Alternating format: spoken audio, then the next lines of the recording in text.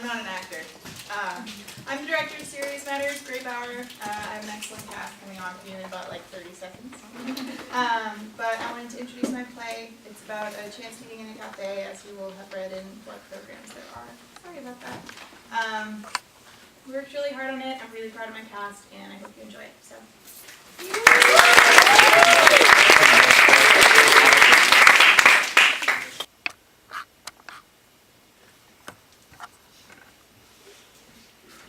Excuse me, miss. Is someone sitting here?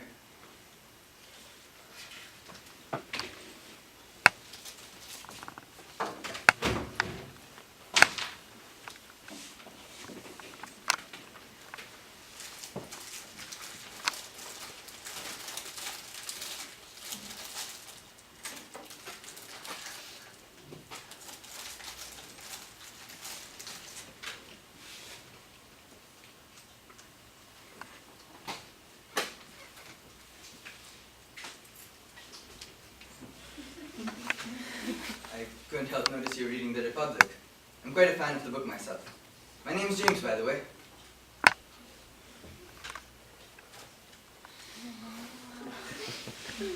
Seems to me like you're pretty far in.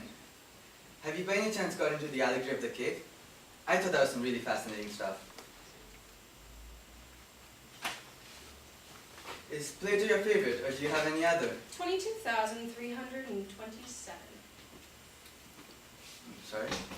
22,327. That's how many seconds are left until tomorrow. I'm sorry, I don't understand.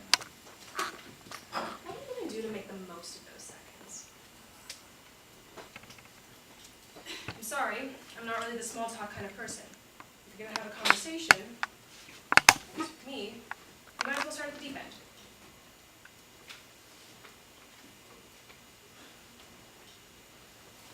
So tell me, what's your biggest regret in life? Excuse me? Isn't that too personal to share with someone I just met? Hey, you're the one who wanted to start this conversation. If you didn't intend on seeing it through to the end, why did you even bother starting it? Yeah, but I wanted to start small, get to know you better. Why? Because then I would know it's a good idea to ask you out later on. Okay, well, let's say we did have some small talk. You asked me out, and I said yes. We go on a few dates together, maybe have a little sex, and before you know it, months pass by, and we're on our first year anniversary. And we're getting really deep and intimate at this point. And I ask you the same question. What's your biggest regret in life? Isn't it better just to skip all that and go straight to the point? No. Why not? That's just not how you do things. Oh, so you're a man trapped within the boundaries of social mandate. Tisk, tisk. And to think I was going to go out with you. Wait, you were going to go out with me?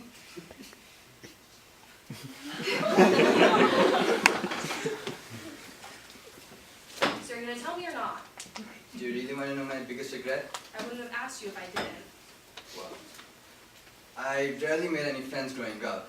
I've had social anxiety for as long as I can remember. And I missed so many opportunities in life because I'm a dumbass. So now my social life is pathetic, my love life is non-existent, and the only fun I really have is when I'm religiously drowning myself in alcohol.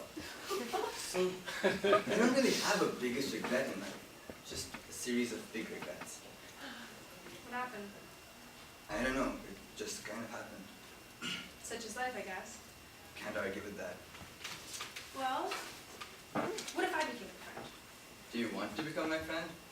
Well, that depends on how and where this conversation goes. Oh.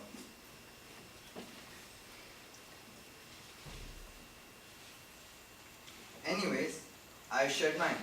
Now it's your turn. Sorry, I don't have one. You don't even have the decency to return the favor? No, I really don't have one. Come on, everyone has at least one regret in life. No, I've literally got nothing.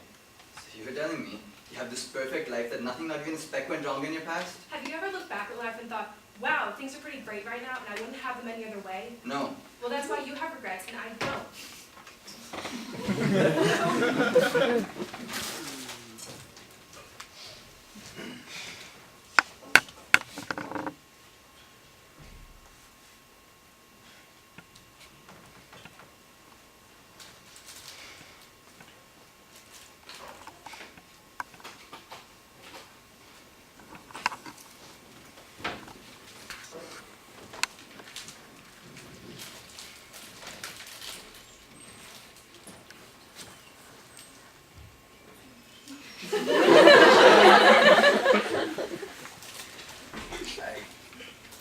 I never realized the sky was so beautiful after the sunset.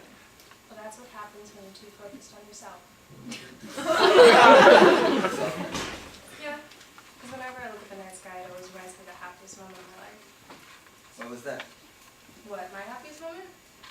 Well, let's see, that happened when I was 17. I was walking home from school one day, and I saw this old guy touching this little girl really inappropriately. I told him to knock it off, and he came at me with a pocket knife. So I balled up my fist and I threw an uppercut at him. An uppercut? Really? Yeah, really?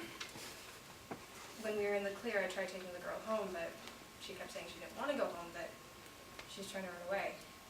So I let her crash at my place for the night. You did take her to her place after that, right? I tried, but she kept saying she didn't want to go home. I mean, something had to be up. I called the cops, and it turns out both her parents were crackheads. Next thing you know, those two were arrested, and the judge ordered the girl to live with her grandmother. And the best part is, I get to see her whenever I want. And whenever I do, she always has the biggest smile on her face. That's truly amazing. And you know what the craziest part was? Her parents tried to sue me for kidnapping their daughter that night. And I saw the judge rip those two a new asshole right in the middle of court. It was the funniest. I wish something like that happened in my life. What was your happiest moment? I don't know. I don't remember the last time I felt happiness. Well, what about this? I guess that counts. So, you still haven't answered my first question. Yeah, I did. I told you my biggest regret. Unless you want me to go deeper. That wasn't my first question. Then what was it? 20,358. Make them count? I don't understand. Pity. And you were pretty cute too.